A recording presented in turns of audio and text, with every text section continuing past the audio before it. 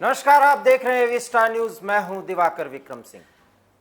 अफगानिस्तान में तालिबान शासन के स्थापना के बाद जिस तरीके की उहापोह की स्थिति पूरे अफगानिस्तान में इन दिनों है, ऐसा पहले कभी नहीं थी। क्योंकि काबुल से लेकर के पंजशीर वैली तक इतनी बातें सामने आ रही हैं कि अभी स्पष्ट ही नहीं है कि वास्तव में कौन कहां किस स्तर पर काबिज है। लेकिन जो खबरें रविवार से लेकर के सोमवार तक चलती रहीं वो ये कि पूरे पंजशीर वैली पर तालिबान का कब्जा हो गया। तालिबान का कब्जा हुआ है या नहीं, ये एक बड़ा सवाल है। लेकिन तालिबान का दावा है कि उसने पंजशीर वैली पर कब्जा कर लिया है। ये कुल 6 तस्वीरें आप देख रहे हैं स्क्रीन पर, और ये वो कहानी बताती हैं कि पंजशीर वैली में किस तरीके से तालिबान की सेना या उनके लड़ाके आप कह सकते हैं और पंजशीर वैली के रेजिस्टेंस फोर्स के लड़ाकों के बीच संघर्ष हुआ। और इन 6 दृश्यों में आप देख सकते हैं कि पंजशीर वैली के वो दर्शनीय स्थलों पर जहां पर रेजिस्टेंस फोर्स के जवान तैनात थे, वहां पर तालिबान और रेजिस्टेंस फोर्स के लोगों के बीच बिल्कुल आमने सामने की लड़ाई हुई, गोलाबारी हुई और कब्जा करने के लिए गुत्थम गुत्था लड़ाई की भी सूचना है। 1, 2, 3, 4, 5 और 6 तस्वीर में आप देख सकते हैं कि किस तरह तालिबान के लड़ाके पंजशीर वैली के इंटरनल पार्ट अर्थात उनके आंतरिक रणनीतिक स्थानों पर कब्जा करने के लिए आगे बढ़ रहे हैं। और उनके दावे में एक दम इसलिए भी लगता है कि पंजशीर वैली के कुछ लड़ाकों को जिन्हें वो गिरफ्तार कर पाए, अपने कब्जे में ले पाए, उनके साथ तालिबान के लोग बर्बरतापूर्वक व्यवहार भी करते हुए नजर आए। और इसके बाद ढेर सारे बयान तालिबान की तरफ से ज़बीउल्लाह ने बाकायदा प्रेस कॉन्फ्रेंस के दौरान दिया। ज़बीउल्लाह, मैं आपको बता दूं कि इस समय फिलहाल काबुल से एक प्रवक्ता के तौर पर तालिबान का पूरा पक्ष रखते हैं और ज़बीउल्लाह की तरफ से ये बातें कही गई हैं कि तालिबान पूरे पंजशीर वैली पर कब्जा कर चुका है और कई ऐसे कमांडर्स और उनके सहयोगी या तो गिरफ्तार किए गए हैं या मारे गए हैं।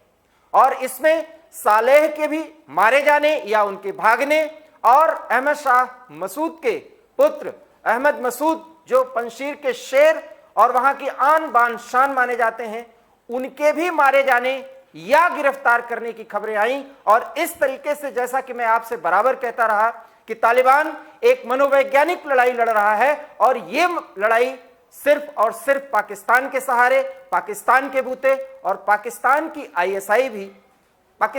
आईएसआई भी इसमें सहयोग कर रही है। और खबर तो ये भी है कि रविवार के दिन तालिबान के लड़ाकों को पंजशीर वैली में प्रोटेक्शन देने के लिए, उन्हें कवरअप देने के लिए हवाई हमला भी किया गया और यह पाकिस्तान की तरफ से किया गया। और जब पाकिस्तान ने इस तरह का हमला किया तो वो देश जो इस समय तालिबान की वकालत करता हुआ नजर आ रहा है, चूंकि उसको अमेरिका का विरोध करना है, वो है ईरान। ईरान की तरफ से एक बयान आया है कि पाकिस्तान लक्ष्मण रेखा को न पार करे, अपनी हदों में रहे, अपनी सीमा में रहे। क्योंकि जिस तरीके से पंजशीर वैली पर कब्जा कराने के लिए पाकिस्तान की एयरफोर्स ने तालिबान को कवरअप दिया है, उसकी निंदा ईरान ने की है। इस तरह से लगता है कि तालिबान,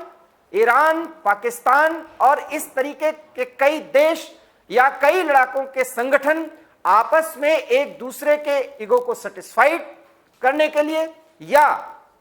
उनकी मुखालफत करने के लिए या उनका समर्थन करने के लिए एक से एक आगे बढ़कर के बयान दे रहे हैं। और इन बयानों के तहत आप मान सकते हैं कि पंजशीर वैली में युद्ध की स्थिति बहुत भयावह हो चुकी है। लेकिन जैसा कि तालिबान दावा कर रहा है, फिलहाल तालिबान का कब्जा नहीं हो पाया है, क्योंकि सोमवार दोपहर के बाद बराबर रेजिस्टेंस फोर्सेस की तरफ से बयान आए और अहमद मसूद का ट्वीट आता है। सालेह ने भी ट्वीट किया और साफ साफ स्पष्ट किया कि किसी भी कीमत पर तालिबान को पंजशीर पर कब्जा नहीं करने दिया जाएगा और जब तक पंजशीर के शेर लड़ते रहेंगे, तालिबान का यहां पर कोई भी कब्जा नहीं हो सकता, क्योंकि अंतिम सांस तक रेजिस्टेंस फोर्स के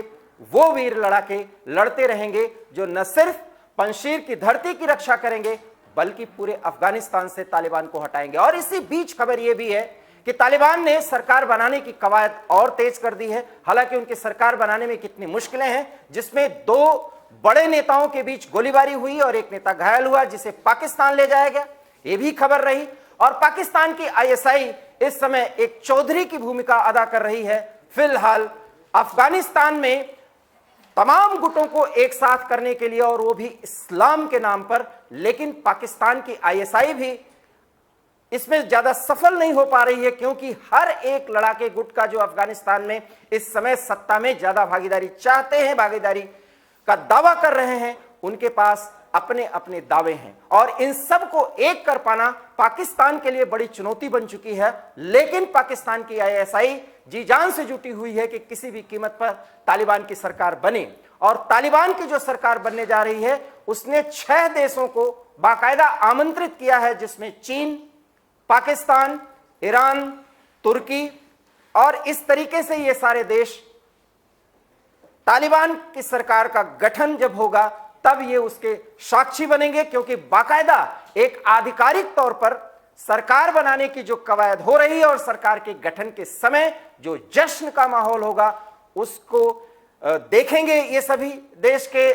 या तो राजदूत हो सकते हैं या इनका कोई प्रतिनिधिमंडल हो सकता है। बहरहाल पाकिस्तान इसमें ज्यादा रुचि रख रहा है, क्योंकि पाकिस्तान के आईएसआई के इशारे पर ही तालिबान सरकार का गठन हो रहा है। और कम से कम भारत में वो लोग अब ये सोच जरूर रहे होंगे, वो विश्लेषक जो वेट एंड वॉच के तहत इस पूरे घटनाक्रम को देखने की बात कह रहे थे, अब वो देख सकते हैं कि किस तरीके से आईएसआई खुल्लम खुल्ला तालिबान को न सिर्फ स्थापित करने के लिए बल्कि उनको ताकत देने के लिए शक्ति का भी इस्तेमाल करवा रही है। और वहां के एयरफोर्स ने बाकायदा पंजशीर वैली पर कब्जा करने के लिए एक कवर फायर दिया है, वहां पर बमबारी भी की है, और उसके कारण से पंजशीर में रेजिस्टेंस फोर्स के कई